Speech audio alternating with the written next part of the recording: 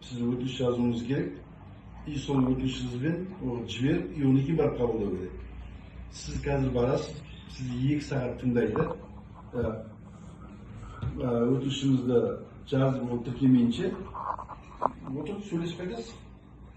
Тағы 15 жыл, 100, тағы да 15 жыл. Мен жазып жатырмын ғой. Жоқ, сол мен бұл кісі жақында 4 ай, 5 ай болды.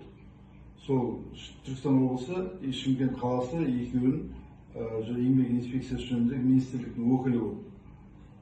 Бұл енді тағайындады. Әйтпесе соға дейін 2 созыв парламентте депутат болды. Жолдардың барлығы бүгіндегі не білет, соған байланысты бірінші жазу керек. Жазу керек болса жазамын ғой. Просто мен не қылып жатқаным 15 жылдан бері мысалы қанша организация бар. Мысалда ассамблея бар, андай халыққа қоғам көмектесетін не бар. Біреуді көмектесіп жатырған жоқ қой. Любой жерге барып жазасын, Кентау қаласының решениесі шықты дейді, болды. Болды. Акция туралы ештеңе жазбайды. Мен хотя бы мен акция туралы жазып жатырмын ғой. Ол жерде ертең түсіндіріп айтып береді, бүгінше. Жоқ, заявлениеде бар ғой. Кеше последний раз был у Акима области Дархан Сатыбалов 19 декабря, да? Ол жерде де жазғанмын акция туралы, бірінші болып. Жоқ. Акция туралы дивиденд. Все зависит от того, что өтінішті қалай жазғанға байланысты. Сіз бүгіндегі 10 мәселені жазғаннан, сіз алдыңыз дұрыс.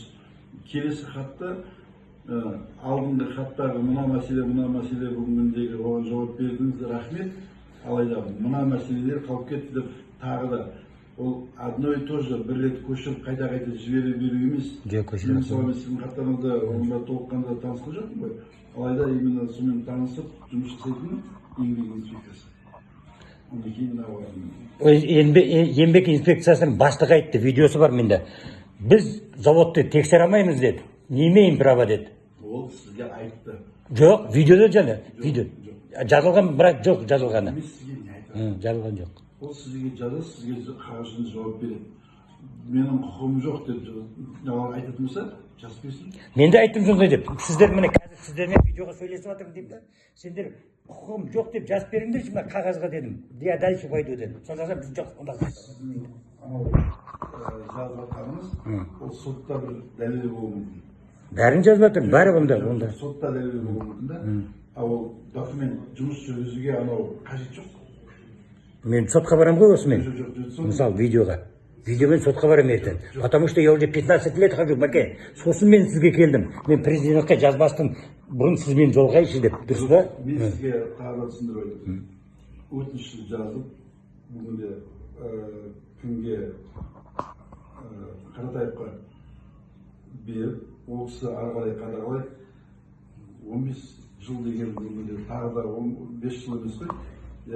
Әр хатымыз 20 күннің ішінде, 30 күннің ішінде бүгінде қаралып, бізге жауап келеді. Міне, сіз айтасыз 15 күнде дейсіз.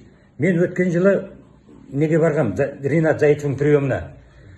Сояқа архивқа берген біріншіде мен запрос. Сонда 15 күнден кейін жауап берді маған да через архив. А депутат Ринат Заитов запрос қылды бұяқтан Кентау қаласынан. 2 күнде жауап берді бұлар. Сондай депутат парламентта адамдағы біз простой адамбыз ба? Оларға 2 күнде дайындап береді ответті. А біз 15 күн жүреміз. Соны алалдық па? Заң бойынша 15 күннің ішінде жауап береді. Депутатқа 2 күнде жауап берді ғой, депутат Ринат Заитовқа. Сіз мәселеңізді кімге не істегендігі жөнінде біз қазір оны талқылайын деп жатқан жоқпыз ғой. Мейлі сол. Кім мына сіз былай қылыңыз. Кім дедіңіз фамилиясын? Қаратаев. Қаратаев соның несін жазып беріңізші, мен несін соның басынан Заитовтың намына заявление жаздым. Ол маған несінің бәрін бүгін жіберемін деді. Лауазымын дұрыс қалай жазылатындығы жөнінде. Мен қазір оны өкілі деп қойып, мүмкін тағы да бір нелер бар шығар. Бүгін жіберем сізге деді. 12 бар, мен уже сөйлескен екен, отырмын, әлі уақыт бар. Сізден қаларса, немесе жолын қойып отырып сөз айтеді, өтініш жазайық біріншіден. Бүгін ертең шешіле ме енді бұл мәселе? Бүгін ертең